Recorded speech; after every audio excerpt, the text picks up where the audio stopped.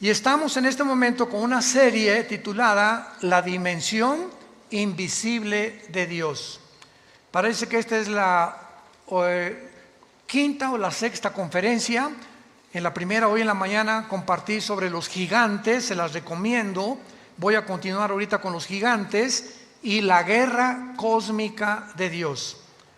Esta serie se trata de lo siguiente. ¿Cuántas veces hemos venido a la Biblia y hemos visto versículos en Job, ya no se diga en Génesis, en el Antiguo Testamento, en los Salmos, en las palabras de Cristo que hemos leído y que de forma desapercibida no nos atrajo la atención ese versículo o ese pasaje, en la forma en que cuando tú creces y maduras espiritualmente y sigues a Jesús, comienza tu entendimiento a expandirse y a entender las cosas que hace un mes o hace 6 meses no entendías.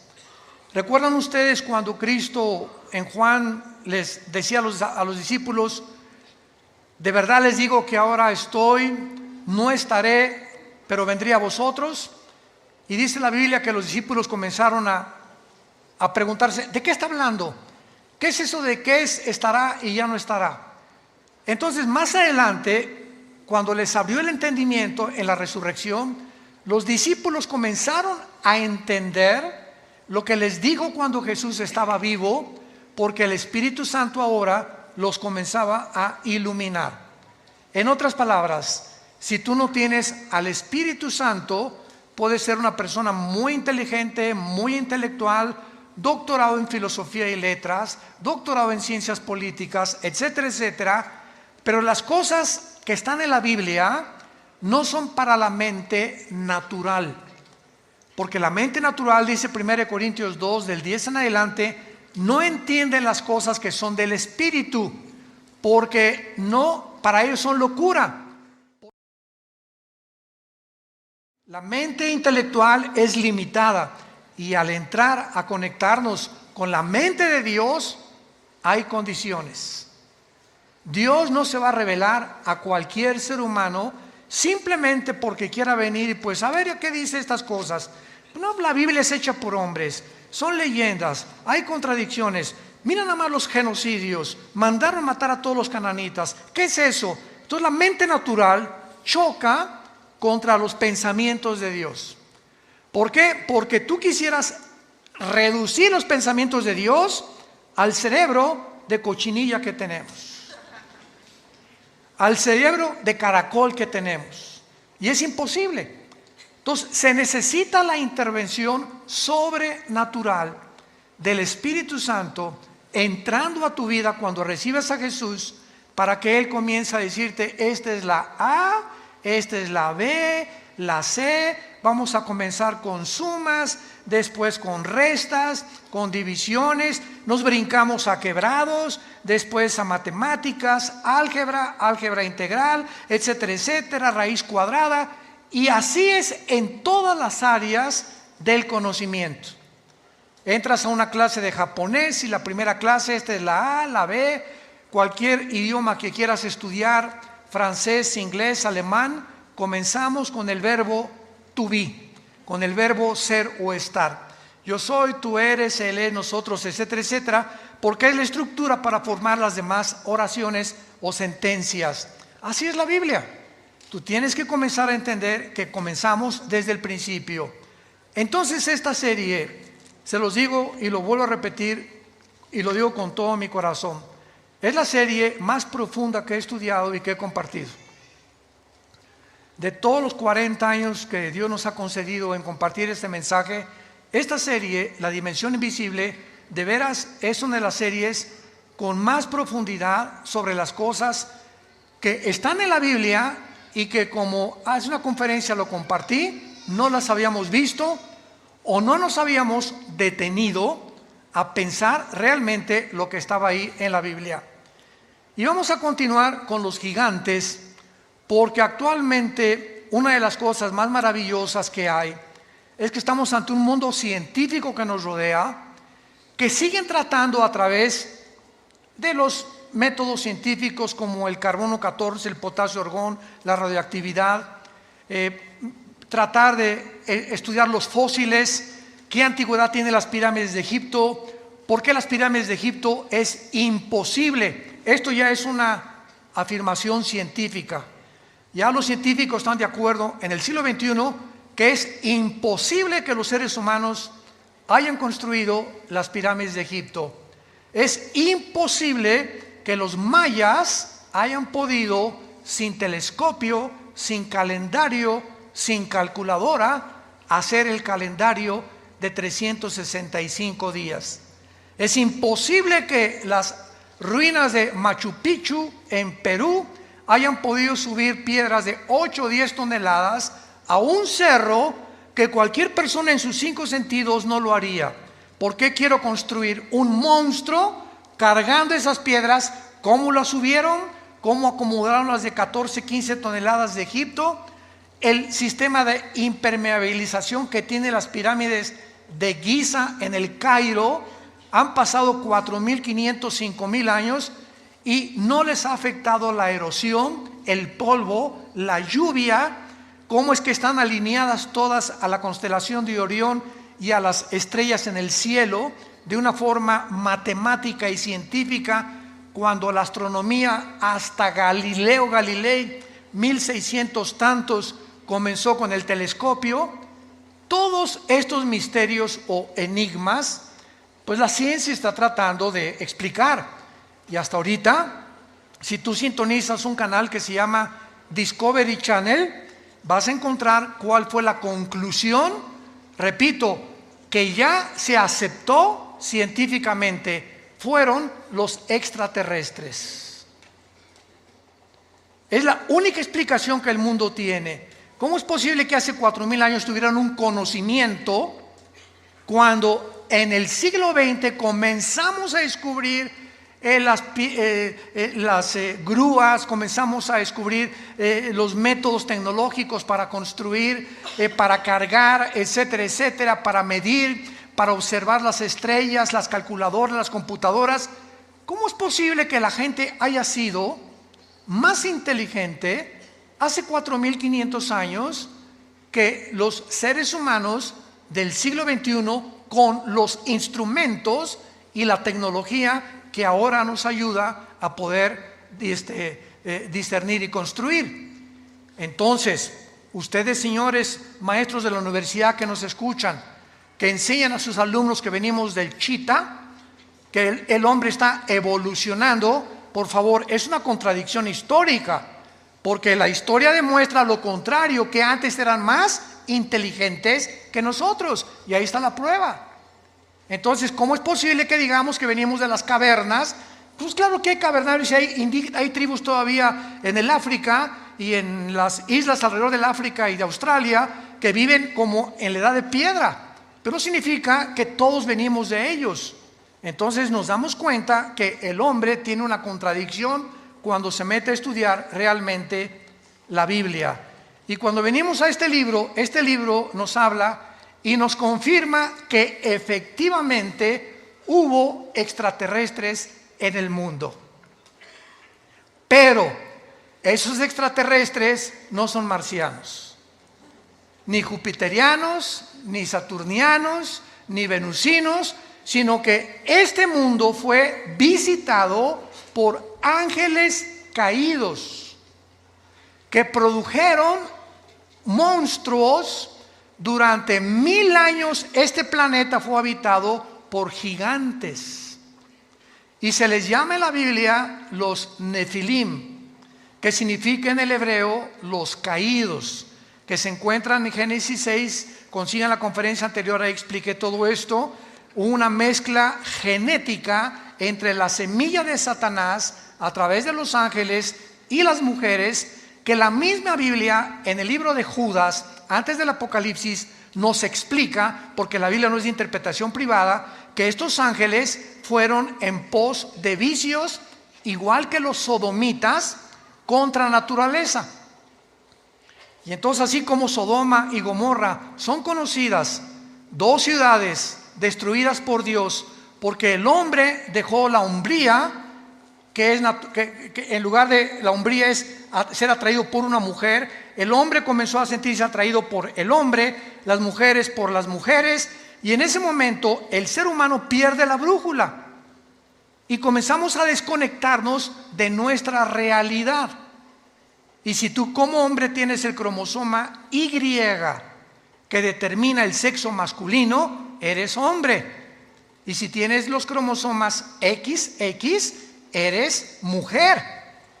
Entonces, si tú tienes genéticamente un cromosoma que es el que determinó tu género, y tu mente te dice que no eres genéticamente lo que la ciencia y la naturaleza dice, tu vida es una lucha no contra Dios, contra la naturaleza, contra tu propia naturaleza, y claro que consecuentemente contra Dios, porque Él es el que nos creó.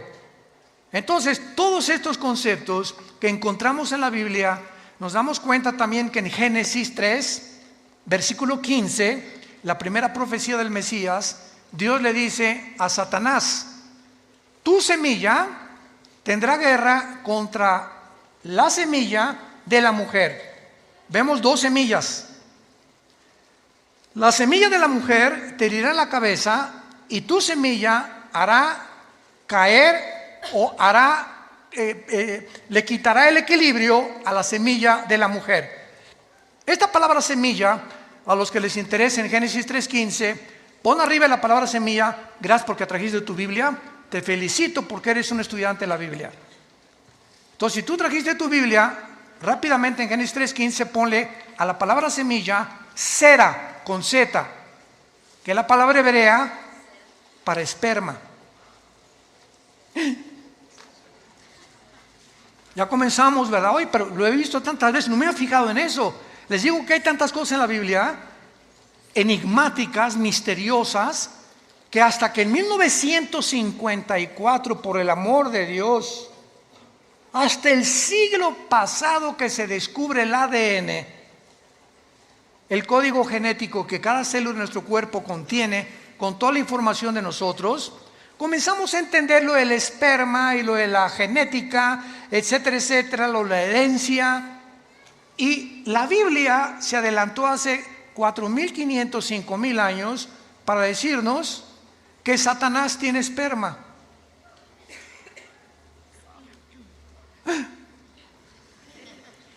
No me mires, en tu Biblia y en mi Biblia lo dice. La semilla de Satanás vendría el anticristo, y de la semilla de la mujer vendría el Mesías. Y comenzamos a interrogarnos. Eso es estudiar profundamente la Biblia. A ver, me voy a detener nada más en este versículo. Número 1, dos misterios. 1, la mujer no contiene la semilla. El que trae la semilla somos los varones. El esperma de mi papá ovuló o fertilizó el óvulo de mi mamá cuando se unieron y se produjo un cigote, y en ese cigote, ya lo comentamos, en ese cigote iba los 23 cromosomas de mi papá, los 23 cromosomas de mi mamá, 46 cromosomas que se juntan en un cigote, y en el momento de la fertilización, señores médicos que nos escuchan, no a las 2 semanas, no a las 4 semanas, no al mes, en el momento de la fertilización, la Biblia dice que ahí se forma la vida humana. Ahí estabas potencialmente tú y potencialmente yo. En el momento que se formó el primer embrión, ahí tú y yo éramos seres humanos con toda la información ya completa, potencial, para irse desarrollando. Tú serás pulmón, tu vesícula, tus riñones, tu sistema nervioso, tus nervios ópticos, tu tímpano, tu piel. Impresionante. Toda esa información codificada en un embrión, en una célula. Entonces ya en el 54, mayor parte de los ya casi ateos ya no hay, comenzaron a darse cuenta que era imposible la evolución. La genética contradice, niega, destruye a cualquier persona que continúe tercamente insistiendo que venimos de tus abuelitos los chitas, o de tu padrino el orangután. Imposible genéticamente, hasta ahorita no hay un cambio, una mutación de una especie a otra especie, pero se sigue enseñando porque el hombre no es posible que descubra en el universo que le rodea los secretos que le pertenecen a Dios. Nuestra mente es demasiado finita. Y aquellos que han luchado contra Dios como los ateos acaban locos. Toda la historia de los ateos del siglo pasado, vean cómo acabaron, todos. Friedrich Nietzsche, Jean-Paul Sartre, Bertrand Russell, el doctor Sam Harris, y todos esos, ¿verdad?, acabaron locos en el manicomio o degenerados sexualmente. Como decía Jean-Paul Sartre, el padre del existencialismo en los 60s, ateo francés, en su libro El Muro, llega un momento en que dice en su libro que me estrello contra la pared, o sea, me doy cuenta que no puedo yo, a través de la investigación científica, ni intelectual, ni por más conclusiones e hipótesis que yo pueda hacer, descubrir lo que está detrás de esa pared. ¿A qué le llamaba la pared en su libro? Aquello contra lo cual el ser humano choca por la limitación intelectual con la cual nacimos. No somos dioses. No somos dioses. Los problemas que enfrentamos como matrimonio, como padres, como gobernantes, van mucho más allá de nuestra capacidad para resolverlos. Y por eso el padre, no sé qué hacer con mi hijo, no sé cómo tratar a mi esposa, no sé qué hacer con mi esposo. Tiene una personalidad en la mañana, otra en la tarde y en la noche le digo el anticristo. No sé qué hacer con el gobierno. ¿Cuál economía es la mejor? Hijo, ¿a dónde hemos llegado? ¿Cuál sistema, cuál ideología es la correcta? ¿Será el comunismo? ¿Será la democracia? ¿El socialismo? ¿Una monarquía? ¿Qué es lo que funciona? Y probamos una cosa y vemos que fracasó durante más de 70 años como el comunismo y volvemos a desenterrarlo. ¿Por qué? Porque no tenemos respuestas y creemos que regresando a los antiguos patrones vamos a poder mejorar el patrón el que ahorita está demostrando que también la democracia no es el sistema perfecto de gobierno. Y el hombre se encuentra en Sudamérica, México, Europa, confundido ideológicamente. Ya la China no es comunista, es comunista, capitalista. Hágame el favor. Jesús me dijo, si hay el burrito que los acompaña. Ya el comunismo no es comunismo, ya es socialismo también, o también el comunismo capitalista también. O sea, es una confusión y una mezcla de la ensalada del chef, de filosofías unas con otras, como las religiones. Ahorita religiones que es una mezcla de cristianismo con filosofías orientales y con brujería. Vean nomás qué ensalada, lo que meten en una olla, porque el ser humano sigue buscando la verdad. Aquí está. Yo soy el camino, yo soy la verdad, yo soy la vida, dijo Jesucristo hace 2000 años. ¿Dónde está la luz? En tu luz veremos la luz. Les dejo este manual, seres humanos, para que rijan sus vidas, para que controlen sus vidas, para que informen, para que me busquen con todo el corazón y encontrarás la brújula que necesitas para viajar en la peregrinación tan corta que es la vida humana. El otro día platicábamos, hay un piloto que es vecino de nosotros, en la casa de ustedes, de American Airlines, y me decía, Armando, cuando tú vas volando, él vuela pilotos de Boeing grandísimos, ¿verdad? Me dice, ¿sabes una? Le digo, ¿y cómo le haces, por ejemplo, si sales de Dallas o sales de Chicago y vas a España, ¿cómo te diriges en el mundo? Claro, su GPS le dice el norte, sur, lo que tú quieras, ¿no? Le digo, y al llegar a un aeropuerto, por ejemplo, ¿cómo sabes dónde está el aeropuerto, no? ¿Cómo sabes dónde aterrizar? ¿Cómo sabes en qué posición poner para, etcétera, etcétera? Y me dijo, todo es por instrumentos. No tiene nada que ver nuestra capacidad, es por instrumentos. Si tú vas en un barco, un capitán pregúntale, y vas con el timón del barco, ¿cómo sabes en el océano, el sur, el norte, el occidente, el oriente, etcétera, etcétera, por las cartas de navegación. Si tú eres un buzo y comienzas a practicar el buceo, yo me acuerdo que bajé hasta 46 metros con Aqualón en los 70s. Me invitaron a bucear cerca de Cancún y bajamos muy profundo y me dijo el instructor, mire, habíamos tomado clases durante casi 2 meses antes. Yo ya bajaba casi 10 metros porque fui criado en Acapulco, sin nada, bajaba 10 metros y sacaba ostras y todo, sin ningún aparato, y mis oídos resistían 10 metros de profundidad. Y me creía muy salchicha aquí, ¿no? Aquí. Y me dice mi instructor, nunca bajes sin un reloj que te diga dónde estás. Yo, ¿cómo? Me dices que cuando buceas, pasando los 25 o 30 metros, el buzo no sabe si está bajando, si está así, o si está subiendo. Entonces necesitamos un reloj que nos diga abajo que vas bajando o que ya vas subiendo. Y también me dijo, cuando subas a la superficie, nunca subas así derechito, verticalmente, porque se te pueden formar burbujas de oxígeno en la sangre y te mueres. Entonces, ¿cómo se sube? Así, poco a poco, para que tu cuerpo se vaya adaptando después de 30, 40, 50 metros o más. Y así, porque esas son las reglas del buceo. Ahora, para vivir, ¿necesitamos una carta de navegación? ¿Necesitamos instrumentos? ¿Saben ustedes que sin esto estás perdido? Y esta es la razón por la cual tu vida está naufragando. Porque estás en un océano, que es la vida, donde a tu familia la estás llevando a los arrecifes tal vez. Vas volando con tu familia en un avión sin saber a dónde vas a llevar a tu familia. Porque según tus suposiciones estás bien, pero no has querido tener la humildad que choca contra tu orgullo de reconocer que necesitas a Dios. Y estás buceando con tu familia y estás hundiendo a tu familia en lugar de estar sacándola a la superficie. ¿Por qué? Porque no tienes cartas ni instrumentos que te digan a dónde dirigirte. Entonces, si Dios existe, es lógico que nos haya dejado un manual, y es la Biblia. El primer libro en haber sido impreso en la imprenta de Gutenberg.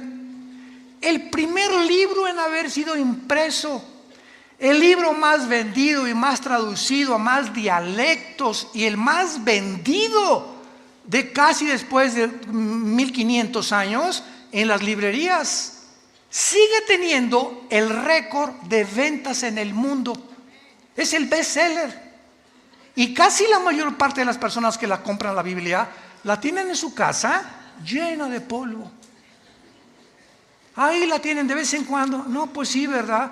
Porque no han sido movidas por el Espíritu Santo a descubrir y a comenzar a caminar con Dios. Si tú le dedicas 15, 10, 20 minutos en la mañana y antes de acostarte a leer la Biblia.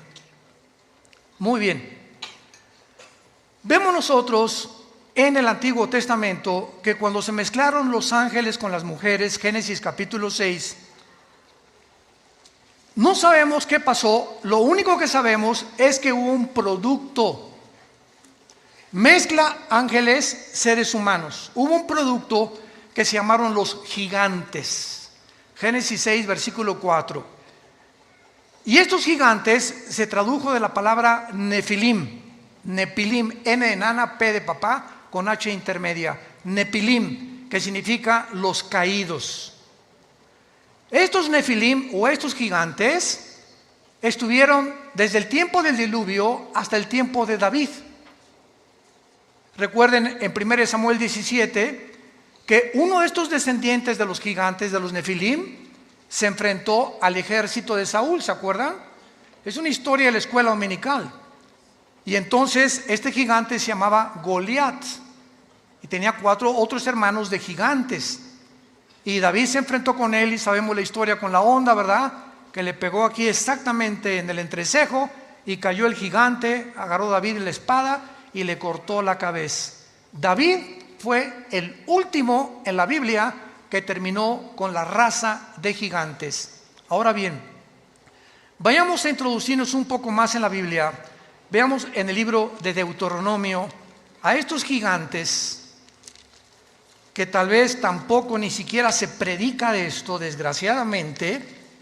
Vamos a comprobar y a corroborar de qué manera poblaron el mundo antiguo y de qué manera estos gigantes eran enemigos tanto de Dios como del pueblo de Dios.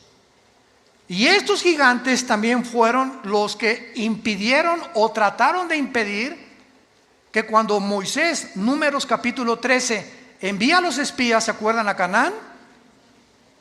Se encuentran con estos gigantes en Canaán, tenían controlado Canaán, que era la tierra que le correspondía al pueblo de Israel, y regresan con Moisés. Moisés no, Canaán está, unos hombres parecíamos langostas comparados con ellos, y solo Josué y Caleb dijeron, el gigante más grande es Dios, y si Dios es nuestro gigante, es más grande que estos gigantes, y podemos entrar a Canaán, que es la mentalidad que el cristiano tiene que tener. Pero vamos a ver algunos pasajes en la Biblia para que hagamos estos descubrimientos maravillosos. En Deuteronomio capítulo 2, versículo 10 y 11, dice así: los emitas habitaron en ella antes, pueblo grande y numeroso y alto como los hijos de Anac. Por gigantes eran ellos, tenidos también como los hijos de Anac, y los moabitas les llamaban emitas. Vamos a comenzar a descubrir que esa tierra prometida que Dios le dio a Abraham en Génesis 12, para que entraran, la poblaran y se establecieran y criaran a sus hijos ahí, cuando salieron de Egipto y vagaron por el desierto, no pudieron entrar durante 40 años al lugar que Dios les tenía asignado para poder establecerse como el pueblo y poder dispersar el conocimiento de Dios en todas las naciones. Entonces, la tierra de Canaán estaba poblado por puras tribus de gigantes. Y comenzamos a ver que los semitas eran gigantes, y los hijos de Anac o anaseos eran gigantes, y los emitas eran gigantes. Versículo 19 al 21 del mismo capítulo 2 de Deuteronomio. Dice así: y cuando te acerques a los hijos de Amón, aquí estamos, otra tribu que se llama los amonitas, no los molestes ni contiendas con ellos, porque no te daré posesión de la tierra de los hijos de Amón. ¿Cómo? ¿Verdad? Pues a los hijos de Lot la he dado por heredad. Por tierra de gigantes fue también ella tenida. Habitaron en ella gigantes en otro tiempo, a los cuales los amonitas llamaban somsomeos, que significa los monstruos poderosos. Como pueblo grande y numeroso y alto como los hijos de Anac, a los cuales Jehová destruyó delante de los amonitas, estos sucedieron a aquellos y habitaron en su lugar. Brinquémonos al libro de los Números, capítulo 13, en la famosa expedición que tuvieron los judíos para asomarse a la tierra que estaban habitando precisamente los gigantes, y descubrir que esto fue precisamente lo que les impidió a ellos entrar a Canaán. Dice Números 13, 32 y 33.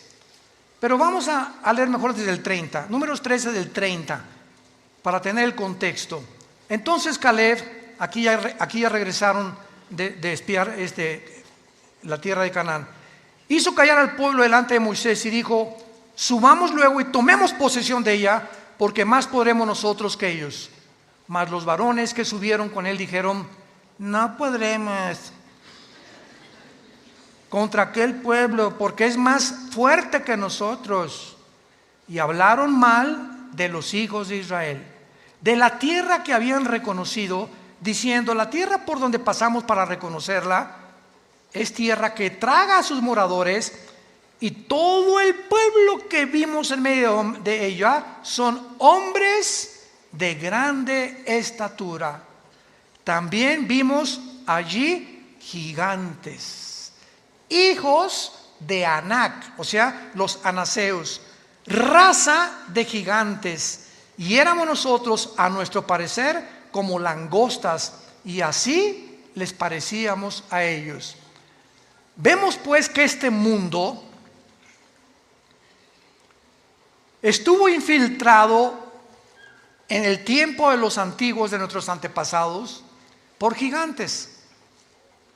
La arqueología y la paleontología moderna lo ha descubierto y han encontrado fósiles de estos huesos de los gigantes también.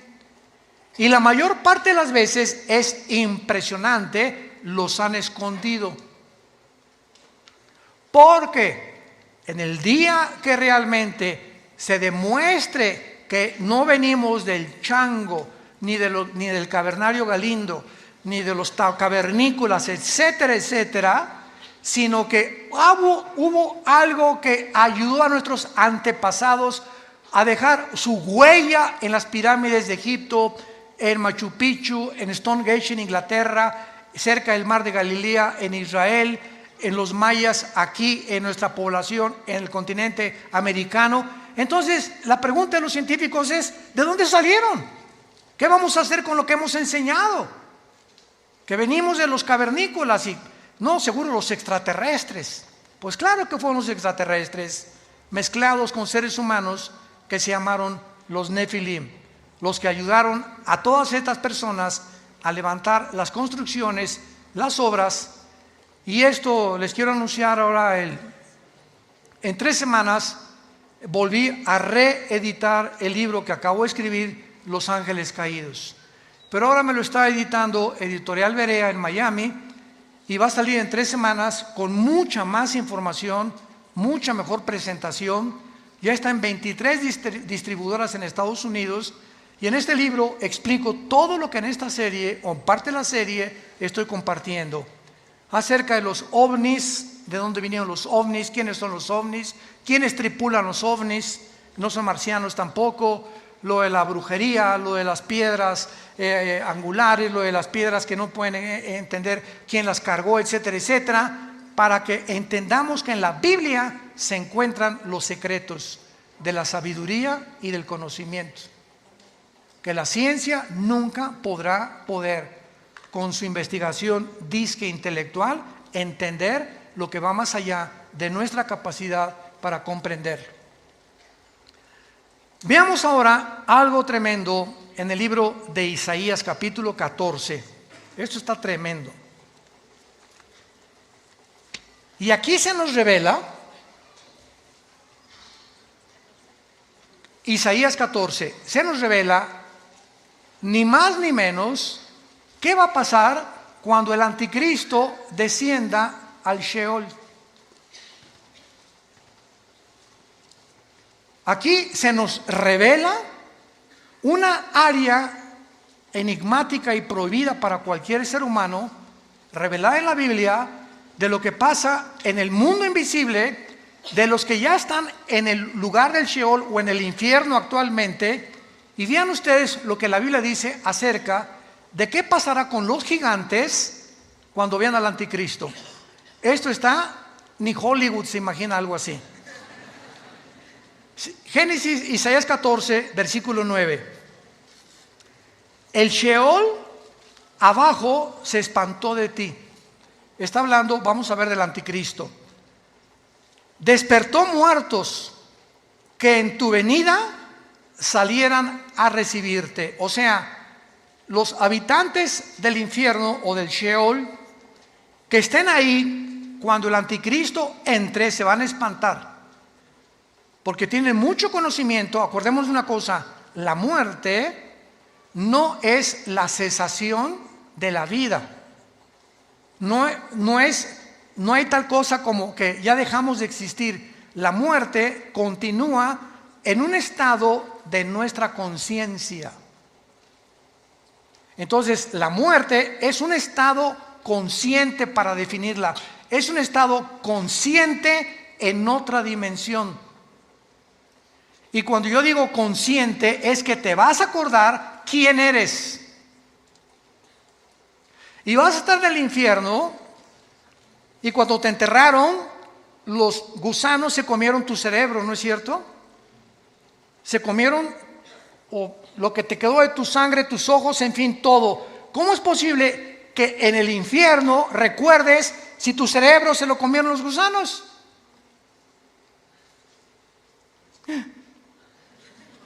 ¿A qué concluimos? Que la memoria, los sentimientos y las emociones no están en el cerebro. Continúan estando con nosotros sin el cerebro que teníamos, por lo que pertenecen a la dimensión espiritual. Como los sueños. Los sueños son viajes. No marihuanos, ¿verdad? Desde luego. A menos que, quién sabe que te metes antes de acostarte, ¿verdad? Pero hacemos viajes con lugares, personas. Estamos en un mundo, estamos en una dimensión que el cerebro, así como el hígado produce la bilis y el estómago, los jugos gástricos, el cerebro no produce los sueños ni los pensamientos tampoco. Los pensamientos trascienden al cerebro, y en la neurología se ha tratado, pues aquí en esta zona del hemisferio izquierdo del cerebro hay esto, en el derecho hay esto, estas cosas son lo que más o menos han tratado de ver que está conectado. Pero nos damos cuenta que la Biblia nos muestra que los muertos están conscientes. ¿Y cómo lo pueden estar si mi cerebro está en la tumba? ¿Cómo puedo ver en la otra vida si mis ojos se los comieron los gusanos? Y en la otra vida, la Biblia nos relata que los muertos, tanto los que están en el cielo como los que están en el infierno, ven, oyen, están conscientes. Mantenemos la conciencia durante toda la eternidad, para bien o para mal. Aun cuando nosotros, cuando muramos, ¿verdad?, con Cristo, dichosos los que mueren en Cristo porque han descansado de sus obras del pasado, mantenemos la conciencia, pero dicen en Isaías que será renovada nuestra mente o nuestra conciencia, porque tendremos un cuerpo como el de Cristo cuando Él resucitó, glorificado como el de Él. Isaías 14: el Sheol se espantó, despertó muertos que en tu venida salían a recibirte, hizo levantar de sus sillas a los príncipes de la tierra, a todos los príncipes de la tierra y a los reyes de las naciones. Qué interesante que mientras estamos en vida anhelamos puestos políticos. Quisiera yo ser rey. Yo sueño con un príncipe azul. Y ahorita los príncipes azules, como el príncipe Harris y Meghan, huyeron del palacio. No quieren saber nada de la monarquía. No sabes el precio que se paga viviendo en unas condiciones bajo la realeza y los protocolos. Le decían a Meghan: tú no puedes usar zapatos abiertos, tienen que ser cerrados, chiquita. Cuando cruces las piernas, que tu falda llegue 5 pulgadas y no las puedes cruzar. Siempre te tienes que sentar derechita así. Tienes que usar estas cosas, no puedes decir estas cosas. Una serie de mandamientos y cosas que dijo a Dios. Y eso fue lo que le pasó a la mamá del príncipe Harris, a la pobre princesa Diana. También la princesa Diana salió, él como su mamá, imitó a su mamá, salió corriendo del palacio. Y más cuando supo, ¿verdad?, que su esposo con el que se casó ya andaba con otra, ¿verdad? Y se fue a buscar, ¿verdad?, a la pobre princesa Diana, fue con la Madre Teresa, fue con los pobres. Bueno, vemos todas estas cosas. Entonces, qué interesante que encontremos aquí que el Espíritu Santo a los primeros personajes que nos retrata son a los gobernantes y a los reyes. Y nos damos cuenta que al que mucho se le da, mucho se le va a pedir. Entonces, cuidado políticos que nos escuchan, cuidado jueces que nos escuchan, cuidado personas que tienen en su poder la autoridad de juzgar, de meter a la cárcel, de sacar a la cárcel, porque Dios los va a juzgar con una vara mucho, mucho más grande. Porque esta autoridad es delegada, no es de ellos, es delegada por Dios. Romanos 13, no hay autoridad más que de parte de Dios, y las que hay por Dios ha sido establecida. De manera que el que resista a la autoridad resiste a Dios. Por eso se nos manda someternos a nuestros gobiernos. Que mi gobierno es comunista, mi gobierno es socialista, mi gobierno es esto, mi gobierno es el otro. Oremos por el gobierno, oremos por nuestros gobernantes. Lo único que va a cambiar es la oración. Nada va a cambiar a México, ni a Guatemala, ni a Estados Unidos, ni a Inglaterra, más que nuestra vida. Y así como tú ves, mi oración le podrá cambiar las cosas. Tan chiquita que soy, tan chiquito que soy, ¿me oirán los ángeles también? No, los ángeles no te están escuchando. Te está escuchando Dios, Jesús y el Espíritu Santo. Y así como estás de chiquita y pareces que no valemos nada, cuando nos hincamos, movemos la geografía cósmica y movemos el cosmos con la oración de un solo santo. Puede mucho, al grado que Elías detuvo la lluvia 3 años y medio. Pero ya no soy Elías, me dicen Pancho. Dice en Santiago capítulo 5, Elías oró y la oración del justo puede mucho. Dándonos un ejemplo nada más, que cuando tomas en serio a Dios, no te imaginas el poder de la oración. No nos imaginamos. Y más cuando oramos todos. Vamos a orar todos diario ahora por nuestro gobierno. Que Dios les dé sabiduría, que México tenga paz. Y dice a continuación, versículo 10: todos ellos darán voces y te dirán: ¿tú también te debilitaste como nosotros y llegaste a ser como nosotros? O sea, cuando el anticristo gobierne, todo el mundo lo va a ver. ¿Quién como él? Dice Apocalipsis 13. Y con poderes, y va a hacer que caiga fuego del cielo y milagros, esto y el otro. Una inteligencia diabólica increíble. Va a resolver los problemas de la economía, de la pobreza, todo va a ser un genio que el mundo se va a hincar delante de él y va a decir: este es el Mesías, este es el líder que necesitaba el mundo. Y cuando baje al infierno, los que murieran antes que en él, decir: ¿eras tú? ¿Tú eras esa chinche que estabas ahí brincando como un comal cuando estabas vivo? Ahora eres igual que nosotros. Qué impresionante es esto. Pero lo más impresionante es lo siguiente. Dice la Biblia, el versículo 10: darán de voces y te dirán todo lo. Pero la palabra, apunten ustedes por favor, en el versículo 9: el Sheol abajo se espantó de ti, despertó muertos. Esa palabra muertos es la palabra Refaim, que es otra de las palabras hebreas para los gigantes y para los nefilim. Ahí van a estar los nefilim, o los espíritus de los gigantes, en el infierno, con otros espíritus de seres humanos también.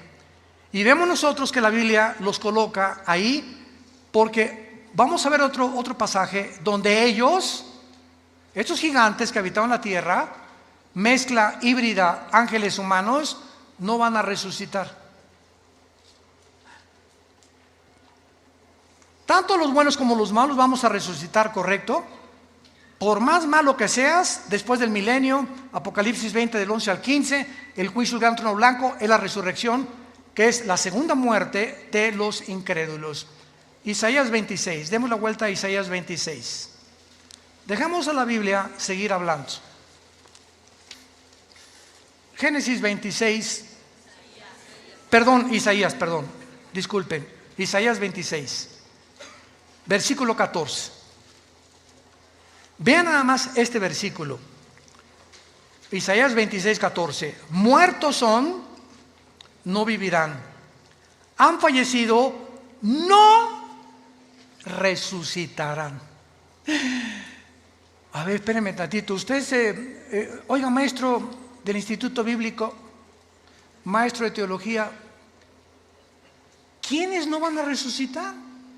Tanto los buenos como los malos. ¿Quiénes son?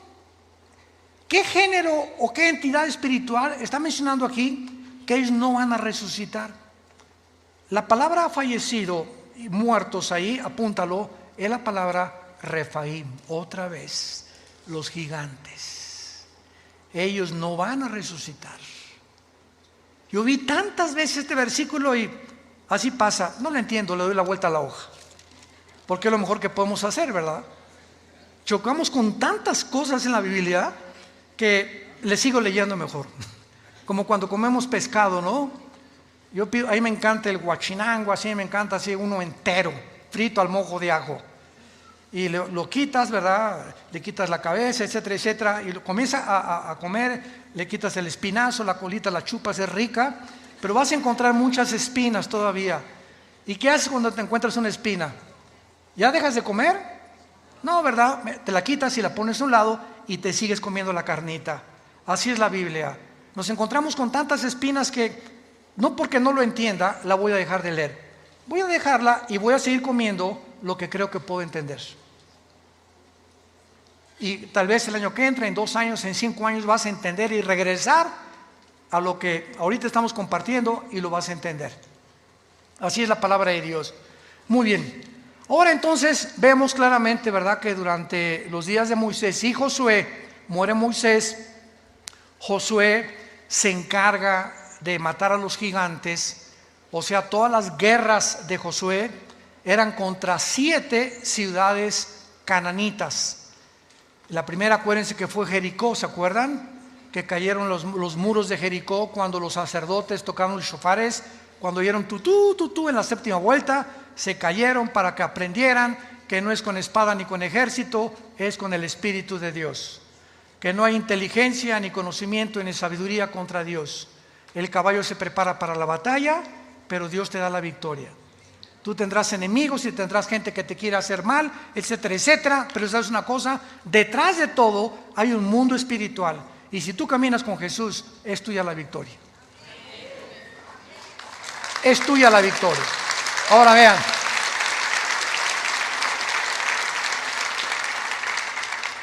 Josué, todo el libro de Josué se trata precisamente de la lucha contra los cananitas. Y termina Josué, ¿verdad? Y no terminó la lucha contra los cananitas, simplemente porque después de Josué vino una época que se llamaron los jueces.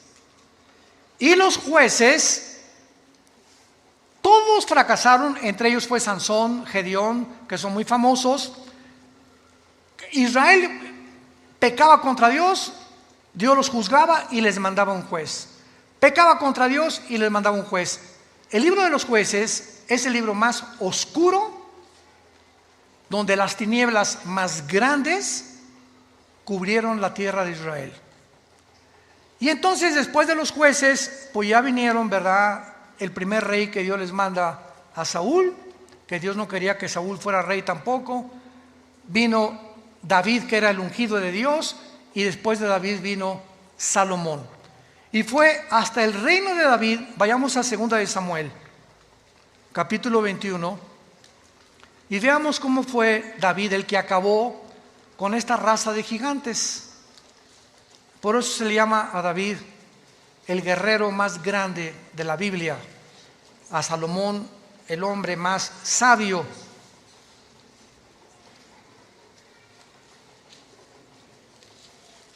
Y a Sansón el hombre más fuerte.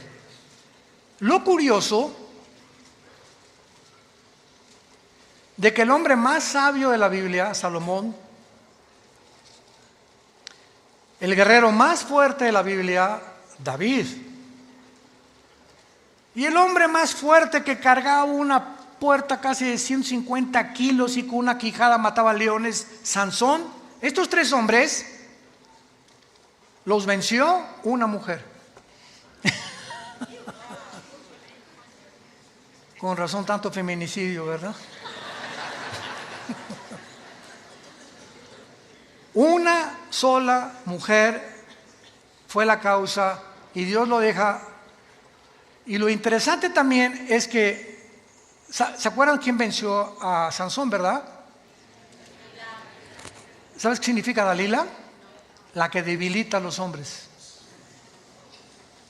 Cuando un hombre casado, porque David tenía esposa y Salomón tenía, pero bastantitas, etcétera, etcétera, cuando comenzamos a poner nuestros ojos y apartarlos de nuestro matrimonio, No nos imaginamos los hombres casados. ¿Para qué es esta argollita? Cuando tu esposa salga de viaje, asegúrate que la lleva. Esta argollita, cuando vas en el avión, cuando vas a una reunión, un restaurante, cualquier mujer que ve en un hombre esta argollita, a la mujer le dice que estás fuera del mercado. Y si una mujer trata de coquetear con un hombre que trae esta argollita, te estás metiendo en los terrenos de Satanás. Coquetear con un hombre casado, no te imaginas, no te la vas a acabar. Y peor el hombre, desde luego, ¿verdad? Pero precisamente esto es la marca que llevamos para de alguna manera estar protegidos, que ya no estamos en el mercado y que el dueño de mi vida, claro que es Dios, pero yo me debo a una sola mujer, ella a mí. Y si nosotros entendamos esto, aunque está fuera del tema, ahorita me está viniendo a la mente, nunca Dios va a bendecir a un hombre así y a otra mujer así. Nunca. La bendición es a los dos. Si tú estás por acá, no, yo soy muy espiritual, mi esposa es una carnalota. O yo soy muy espiritual y mi esposa, hasta que no arreglen sus problemas y no caminemos los dos juntos, no esperemos ser guiados por el Espíritu Santo. Ni que haya bendición sobre tu familia. Te engañas completamente. Los dos tenemos que caminar, y se los digo a mis pastores, porque hay pastores que la obra de Dios y el evangelismo y esto y el otro, y la familia pasa a segundo lugar. Cuando la familia pasa a segundo lugar, Dios no bendice a ese pastor, ni a ese misionero, ni a ese hombre, por más que se parezca a San Francisco de Asís. Es al matrimonio a quien Dios bendice. Y si no nos cae el 20 y no entendemos estas verdades espirituales, vamos a fracasar en nuestro caminar con Cristo. Dice 2 Samuel 21, versículo 15, volvieron los filisteos a hacer la guerra a Israel, descendió David y Isbi-Benob, uno de los descendientes de los gigantes, estos eran hermanos de Goliat, cuya lanza pesaba 300 cielos de bronce, versículo 17, mas Abisai, hijo de Sarbia, llegó con su ayuda e hirió al filisteo y lo mató. Versículo 18, otra segunda guerra hubo después en Gob contra los filisteos. Entonces Sibecaí en Jueces capítulo 1 se menciona que pertenecía a la raza de los gigantes también. Mató a Sal, quien era hijo de los descendientes de los gigantes. Y hubo otra guerra en Gob contra los filisteos, y hijo de Laare Orejim de Belén, mató a Goliat Geteo, el asta de cuya lanza era como rodillo de telar. Después hubo otra guerra en Gad, donde había un hombre de gran estatura, el cual tenía 12 dedos en las manos y 12 dedos en los pies, 24 por todos, y era descendientes de los Refaim, o de los Nefilim, o de los gigantes. Este desafió a Israel y lo mató Jonatán, hijo de Simea, hermano de David. Estos 4 gigantes eran descendientes de los gigantes de Gad. Acuérdense que Goliat era de esta tierra, venía de Gad. Si leen 1 Samuel 17, los cuales cayeron por mano de David y por manos de sus siervos. Damas y caballeros, familia de Dios, estamos en una guerra cósmica. Hemos leído, ¿verdad? No, pues que los demonios, si creemos cuando vemos el Evangelio, no, los demonios pretenden al Cristo. Estamos rodeados en el siglo XXI con demonios más malévolos y más, no hay calificativos para poder designarlos, que siguen tratando de engañarnos.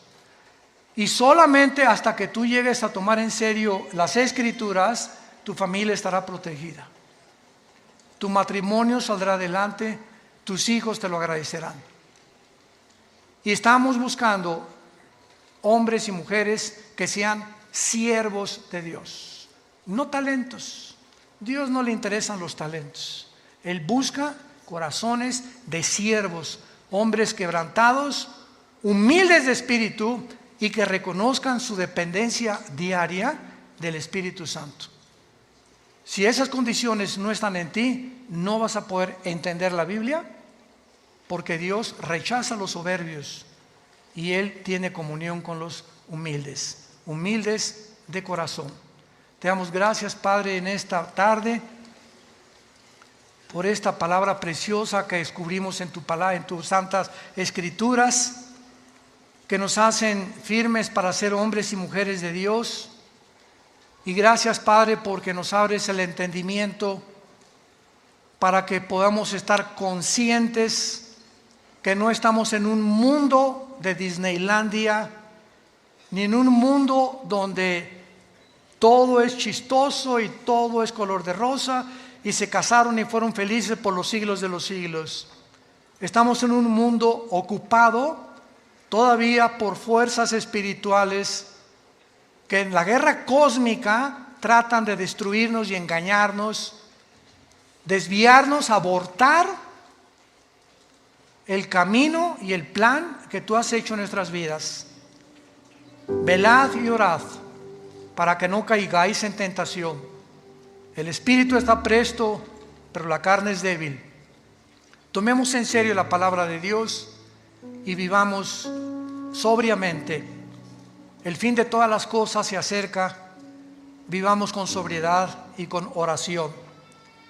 Y en esta mañana, y ustedes que nos ven por los medios masivos, si hay alguien que quiera entregar en este momento su corazón a Cristo, dile estas palabras con toda tu alma.